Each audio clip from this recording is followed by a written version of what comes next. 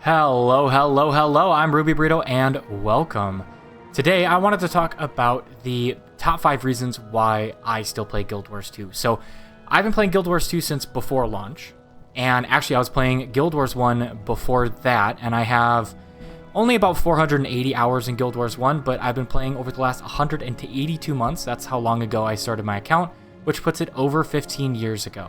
And I wanted to talk about why this game, this franchise has still captured me and why I still play it today. I do have an additional 4,300 hours in Guild Wars 2 since I started playing pre-launch, and I wanted to just share reasons why I still play and why I've gotten my playtime so high. So number 6 actually is going to be kind of an honorable mention, and that's going to be the longevity. So like I said, I've been playing Guild Wars since Guild Wars 1. I've been playing for 15 years.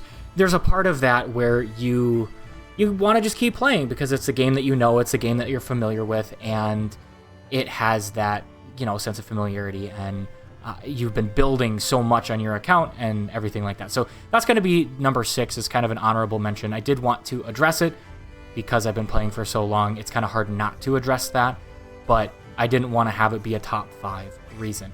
Coming in at number 5 is actually going to be the competitive game modes. So there's 2 different competitive game modes in Guild Wars 2, and that's traditional PvP, which if you're playing in an unranked, there's 2 different game modes. There's Stronghold and there's Conquest. Stronghold being a method where each team kind of has a stronghold, and when you get kills or when you're playing and you get kind of supply, you can send gate breakers or warriors to help push and try to break down the gate to your opponent's stronghold and eventually kill their lord. If you're playing competitive, you're only playing the other type, the other game mode, which is Conquest. And Conquest is a traditional 3-point conquest map where you have to hold each node, each point, and the longer you hold them and the more points you have and the more kills you have, the more points you get, up to 500, and whoever is the first to 500 wins. The PvP game mode itself is very fun to me. I know not everybody loves it because there's a very high degree of competitiveness in that game mode and people take it very seriously. Some people don't take it as seriously, which will upset those who do. And they've got really good rewards. The pip system, where you can go all the way up to Byzantium and get additional rewards, the mini llamas and everything, those are fun rewards to have, and the reward tracks are a good way to get additional rewards there. So I enjoy PvP. I don't play PvP constantly, but I like mixing it in, and it's definitely a playable and fun game mode for me. In addition, there's World v World, which has its own separate kind of tab.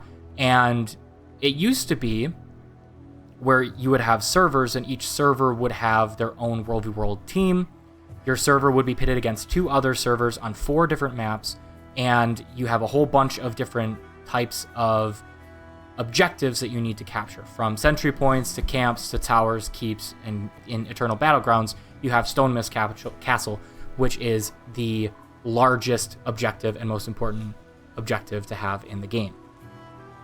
And now it's in the alliances system, which means it's guild-based, and your guild is assigned to a team, and your team plays against 2 other teams in a similar style of game mode. But instead of being server-based, it's now guild-based in the alliance system. And I have tons of time in World v World. The fact that you can get up to level 10,000, there are so many different things you can do. You can play by yourself, you can play with a team. There's 4 different maps that you're constantly vying for points. You're constantly vying for objectives, and you can even just escort Doliacs if you want to, and in order to just do your best to improve your team's chances of winning and getting more points. The reward system has been built up a little bit more as of late. They also have a pip system that resets weekly, and that's the thing that I've been focusing on a lot because I need the World v World skirmish claim tickets and memories of battle for my legendary, but also it's a fun thing to focus on. And the rest of the reward tracks are pretty fun as well. I like the ability to kind of just choose what my rewards are going to be, similar to PvP. So I've had a lot of fun in World v World and PvP, so that'll be number 5. Number 4 is going to be another easy one, and it's going to be just the sheer amount of content that's in this game. So between the achievements, the collections, the armor, the weapons, everything that you would ever want to do in a game, or at least everything that I would ever want to do in a game other than like gathering faction rep, it's crazy how much you can do.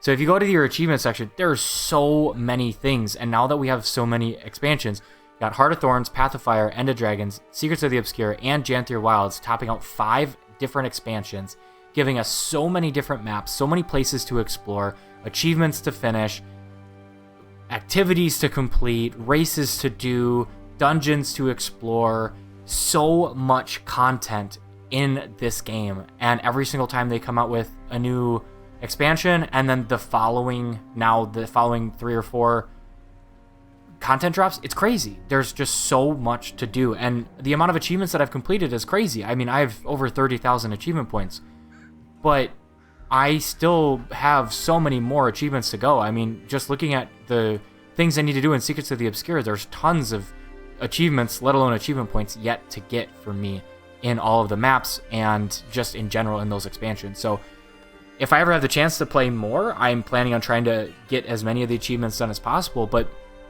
I mean, I've played a whole bunch of Scepter Revenant, and I still don't even have 1,000 kills in Horn of the Maguva.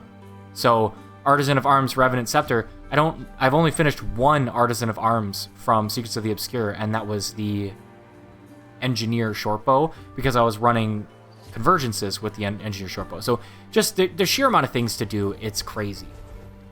Number 3 is going to be the community.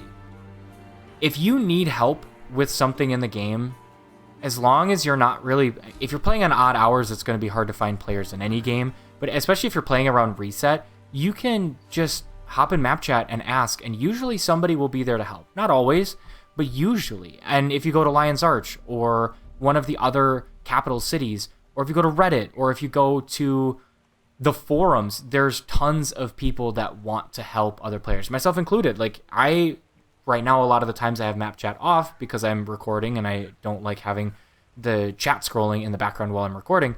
But when I'm playing by myself, or I'm playing with Astrid or any of my friends, I'll have map chat on, and I've literally paused what I'm doing or kind of just like stopped conversation so that I can try to type out answers to people's questions in map chat, because I love this community, and I want people to continue to feel the effects of that community, whether it's within your guild or just anytime you're out playing content. Number 2 is going to be the story.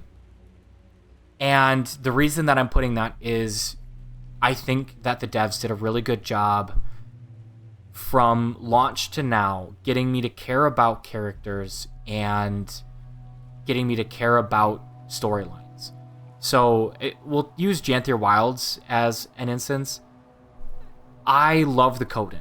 You're introduced to the Coden in Frostgorge Sound at launch, and technically you could say Fireheart Rise because you do have the Highland Thaw that's right outside of Frostgorge Sound, but primarily Frostgorge Sound. And they're a really cool bear humanoid species. And since that moment, I was really hoping that we were going to get them as a playable character, just because I think that they're awesome. And I think that a lot of what they are and what they do fits within the Norn, it fits with the Char from like an armor perspective, and I wanted to see them expounded upon.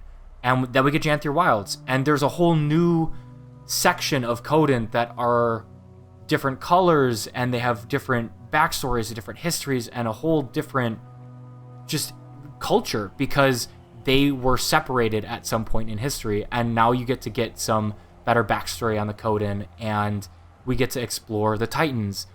And with Secrets of the Obscure, you get to see some sort of resolution with the Wizard's Tower, whether it was what people wanted or not.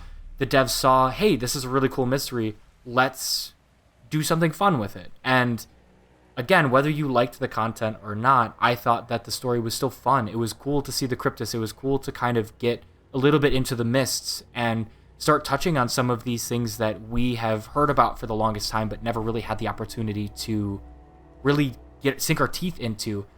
And now that we have this new expansion structure, it really gives them the opportunity to dive into one certain topic for about a year, that's kind of the pace that we're going at. So Secrets of the Obscure gave us a chance to look at the Wizard's Tower, the Wizard's Vault.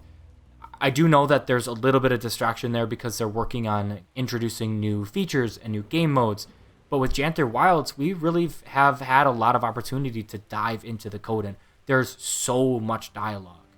I was replaying the story and just sitting and listening to the dialogue and listening to them speak and hearing how they chose the way that they were speaking to be tied into how you would want the Coden to speak. Like they speak differently. They have a unique way of speaking, similar to how the Tengu have a unique way of speaking, or the Char. And I really like the story development, the world building that they have given, and that's one of the biggest reasons why I've been playing so long. And for a while I was coming back during content releases, like what a lot of people do. I was largely coming back and playing the new story or the new expansion, and then I'd kind of take a break here or there. It kind of fizzle out, but then I'd come back when we get more stuff. So story is huge for me, and it's been really fun to play through for the last, I think it's 13 years now almost. Once we hit August, I think that's 13 years. So it's been a lot of story. Finally, number one, the biggest thing for me is combat. I've tried a lot of different MMOs.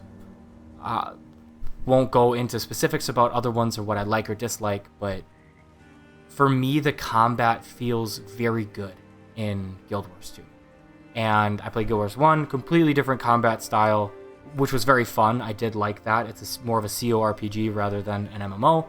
But the combat, the dodging, the ability to have glyphs on different characters, the uniqueness of not having mana and pretty much everything is just on cooldowns.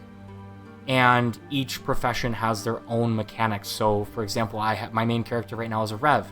So you have different legends that you're attuning to, and then you go to Guardians, and instead of attuning to legends, you have virtues that you're tying your build into. Or with a warrior, you have rage mechanics. And then with Mesmers, you've got clones.